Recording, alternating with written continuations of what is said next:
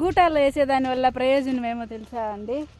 5 అడుగులకు గూటం వేస్తాం. ఇట్లా దొడేస్తాను చూడు, వేసేదక్క దసన్న గడాలతో గాతాలు వేసి మళ్ళీ గూటం వేసి బాగా కూరి పైన అయితే ఇంకొక వరుస ఇది కడతాం. 2 స్టెప్పులుగా కడతాం తగ్గుసి. మళ్ళీ లాక్ కట్టింటాం కదా. నెక్స్ట్ టైం కూడా చిక్కుడు చెట్లు, పీన్స్ చెట్లు ఏదైనా చేసుకోవచ్చు దీంట్లో.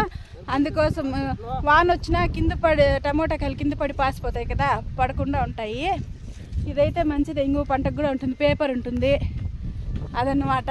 చూడండి, ఒకరు గాతాలు వేస్తూ ఉన్నారు, ఇంకొకరు కట్లేసి కూరి చేస్తున్నారు అనమాట. కష్టజీవికి ఎన్ని మార్కులు వేస్తారు ఫ్రెండ్స్ మీరు? అది చూడండి, గడ్డిపారతో చేసే పని, శనగతో చేసే పని, మగోళ్ళు చేసే పని, ఆడోళ్ళు చేసే పని, అన్ని పనులు చేస్తుంది. వేసేదే మన వేసేదక్క, అదే మన పెద్దక్క తెలుసు కదా మీకు. మొగం తిప్పు.